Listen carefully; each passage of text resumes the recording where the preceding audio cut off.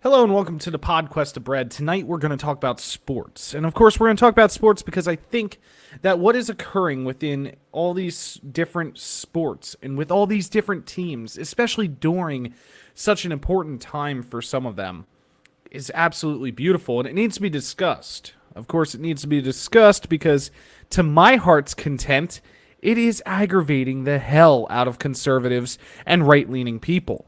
It's aggravating the hell out of sports fans, and it allows me to draw a perfect correlation between what's going on and what they're trying to tell people to do, specifically black sports players, and something in the past. For anybody that hasn't caught on, NFL teams have suspended practice in the wake of the murder out in Wisconsin. NBA teams have suspended games. I believe it's 3 or 4 games that they've suspended so far. The MLB suspended multiple games tonight. NHL teams suspended games tonight and tomorrow. And they're doing it out of protest for the assault on Jake. They're doing it out of protest for what has been continually being shown to be the systemic racism against minorities in America. Many of these athletes are coming out and they're talking about this and saying, if their life matters so little, then what do I expect of mine? And see, you're having this situation right now where there's a ton of conservatives, a ton of people on the right who are saying, get out there and play. That's your job. Go out there and do your job and play. That's what you get paid to do. Go and play. Shut up. Play. And there's a direct correlation to a historical situation. But before that, I want to address a couple things. There are, on top of these people saying, shut up and play, it's your job, go out there and play, there are a lot of people saying, what does this accomplish? What does all these sports teams deciding they're not going to play accomplish, besides aggravating all these people who just want to watch a sport and ignore what's happening in the world around them? What it accomplishes is so complex.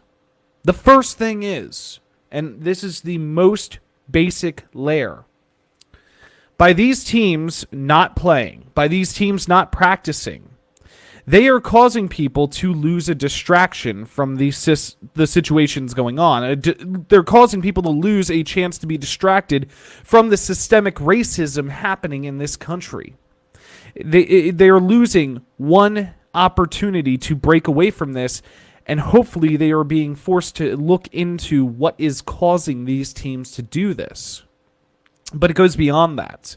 At the next level, these teams not playing, these athletes standing up and saying, we are not doing this. This puts the owners at a in a very interesting position. It puts those in power in a very interesting position. It's reminding the team owners and those who finance the teams that they don't necessarily have the level of control they thought they did. Now, another thing it's doing is it's hurting their wallets. And it's genius. It's hurting the owners' wallets. Because for every game not played, they lose sponsorship money. For every game not played, they lose a chance at other things that come from their team being in the spotlight. And that right there, that just encompasses the idea of a strike. By hurting their wallets, by hurting the things that they gain off of these players playing the sport that they were brought in to play, it causes the owners to put pressure on those that they have in their back pocket.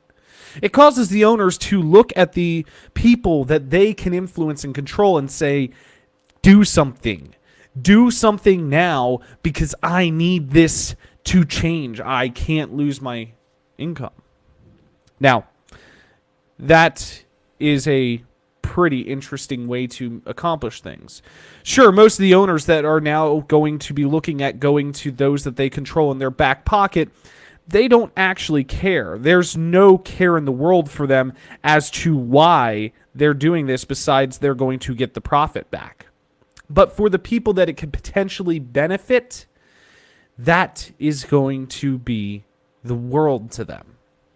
Now, I want to talk about one other thing before I get into this correlation here, and that is sacrifice versus injustice. It's the best way I could put this. Sacrifice versus injustice. I'm a Washington Nationals fan. I'm a New England Patriots fan. I'm a New Jersey Devils fan.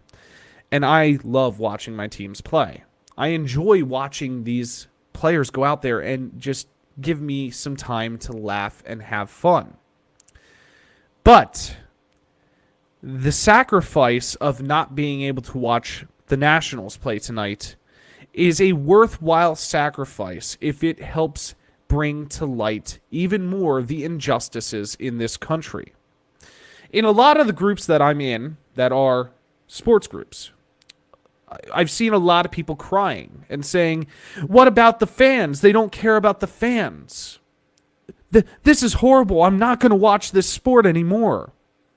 And all I can think is, if these people put just a bit of the time they put into crying about sports not being played, if these people put just a little bit of the energy they put into complaining and saying, we're never watching this sport again, we wouldn't even have to worry about canceling games.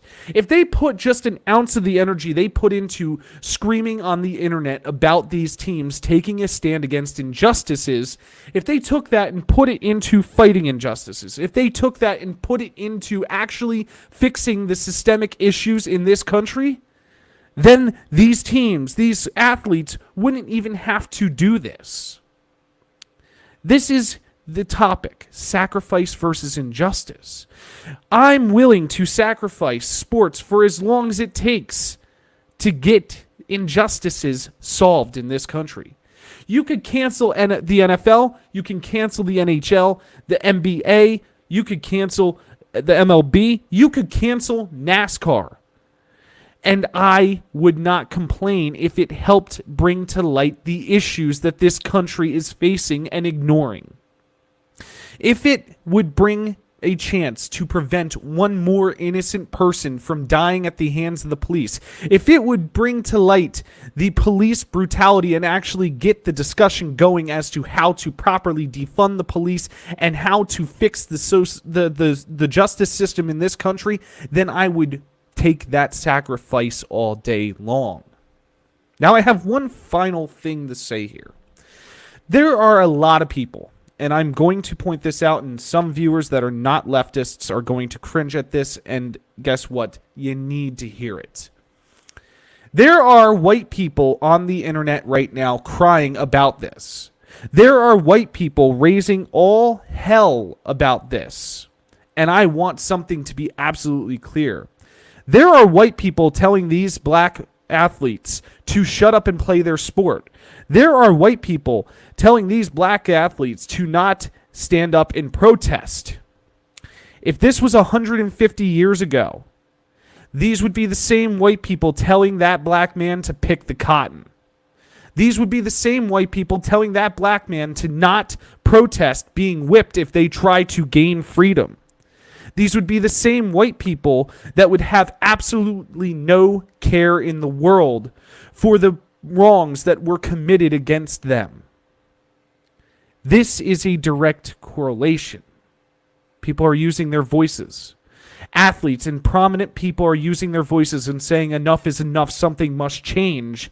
Yet those who have the privilege of doing so are telling them to shut up, to play the game, and to stop.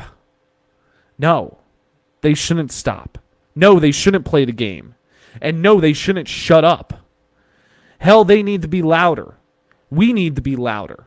And maybe all of us being louder together and shutting down the system and stopping those who gain profit off of us being ignorant, maybe then we can move towards change. As always, stay beautiful, humans.